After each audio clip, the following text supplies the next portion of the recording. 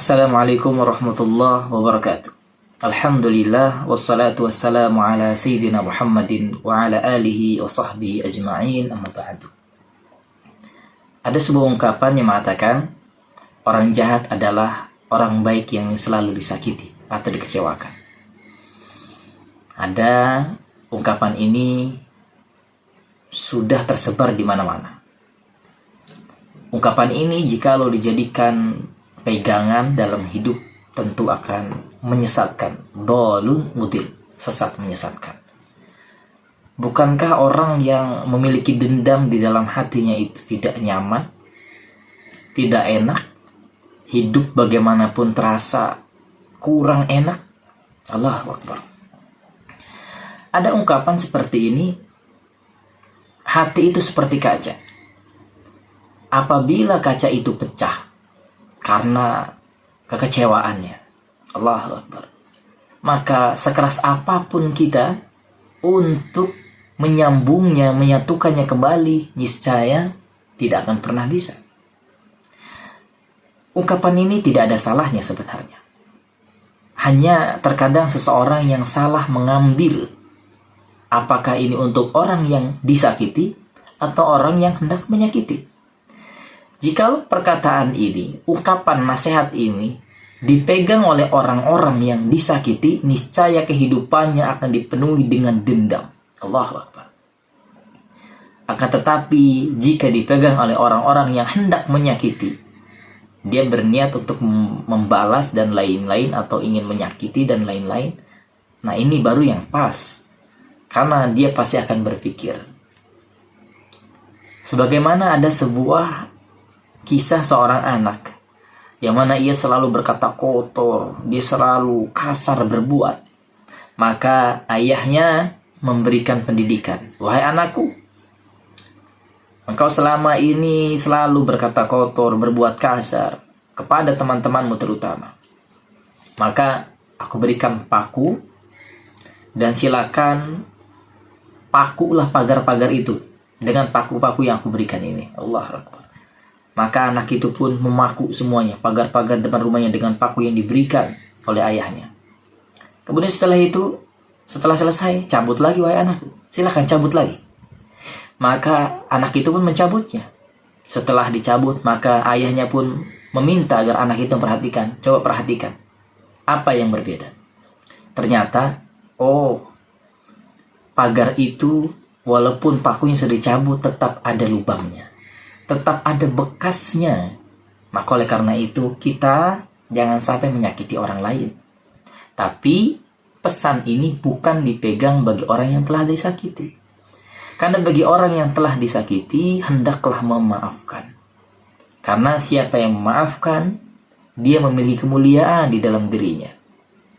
Dan siapa yang memaafkan, maka hatinya telah dipenuhi dengan rahmat Allah Subhanahu wa ta'ala. Orang-orang yang memiliki rasa maaf di dalam dirinya, maka ketahuilah ia sebagaimana para penghuni surga. Surga sebelum surga, ia merasakan itu. Masya Allah. Allah Subhanahu wa ta'ala berfirman, wa naza'na ma fi sudurihim min ghillin ikhwanan ala surrim mutaqabilin. Di dalam surga Allah Subhanahu wa ta'ala mencabut penyakit dendam di dalam hati-hati mereka. Dan mereka merasa menjadi semuanya saling bersaudara dan duduk berhadap-hadapan di atas dipan-dipan. Siapa yang ingin merasakan surga Allah Subhanahu wa ta'ala, maka bersihkanlah hatinya dari penyakit dendam. Allah mengajarkan doa kepada kita, Rabbana ighfir lana wa li ikhwanina alladhina sabaquna bil iman. Ya Allah, ampunilah dosaku dan orang-orang yang telah mendahuluiku dengan keimanan. Wala taj'al fi qulubina, dan janganlah ya Allah biarkan di dalam hatiku, di dalam hati kami, gillan lilladzina amanu rabbana innaka ra'ufur rahim, penyakit hati, penyakit dendam. Karena ketika seseorang sudah merasakan dendam kepada seseorang, sebaik apapun, sebesar apapun orang itu, akan senantiasa kita anggap keburukan dan kejelekan. Wala'iyadzubillah, itu adalah penyakit yang begitu menghinakan. Ada sebuah kisah sahabat Nabi Shallallahu Alaihi Wasallam. Tatkala Rasulullah Shallallahu Alaihi Wasallam berkumpul dengan sahabat-sahabat mulia yang lainnya, Rasulullah menunjuk salah satu sahabatnya bahwasanya orang itu adalah ahli surga. Allahu Akbar. Kemudian orang itu lewat kembali sampai 3 kali Rasulullah menunjuk orang ini adalah calon penghuni surga. Maka sahabat pun begitu kagum dan terheran. Amalan apa yang membuatnya sehingga menjadi calon penghuni surga? Yang menyebutnya tentu Rasulullah Shallallahu Alaihi Wasallam yang tidak pernah bohong dan beliau pasti benar. Maka salah satu sahabat pun bertamu ke rumahnya ingin mengetahui amalan rahasia apakah yang dimiliki oleh sahabat mulia ini sehingga menjadi calon penghuni surga atau mendapat jaminan surganya Allah Subhanahu wa Ta'ala. Maka orang ini pun bertamu. Selama 3 hari ia bertamu di dalam rumahnya dan diperhatikan ternyata sholatnya sama, zikirnya sama, membaca Al-Qur'annya sama, puasanya sama, dan amalan ibadah yang lainnya sama. Maka sang sahabat ini pun bertanya sebelum berpamitan dalam rumahnya, wahai sahabat mulia, bahwasanya Rasulullah Shallallahu Alaihi Wasallam menunjukmu sampai 3 kali engkau akan menjadi calon penghuni surganya Allah Subhanahu Wa Taala. Amalan apa rahasianya? Sekiranya engkau bisa memberikan informasi itu kepadaku. Maka sahabat mulia itu pun menjawab, sesungguhnya amalanku sama saja denganmu. Baca Al-Qur'anku, zikirku, sholatku, puasaku, dan lain-lainnya. Tapi ada satu yang mungkin tidak semua orang mampu melakukannya. Apa itu?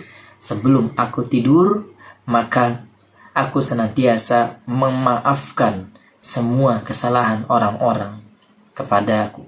Allahu Akbar. Ini adalah amalan yang begitu mulia, sehingga ia tidur pun dalam keadaan tenang, ia pun dalam keadaan bersih, dan jikalau ia wafat pun dalam keadaan bersih, dan insya Allah wafat dalam keadaan husnul khatimah. Maka oleh karena itu, bagi seseorang yang pernah disakiti, berprinsiplah seperti ini.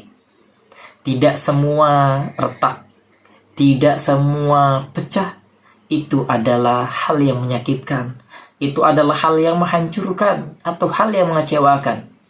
Akan tetapi bisa jadi retak itu adalah awal dari kehidupan yang baru. Allahu Akbar.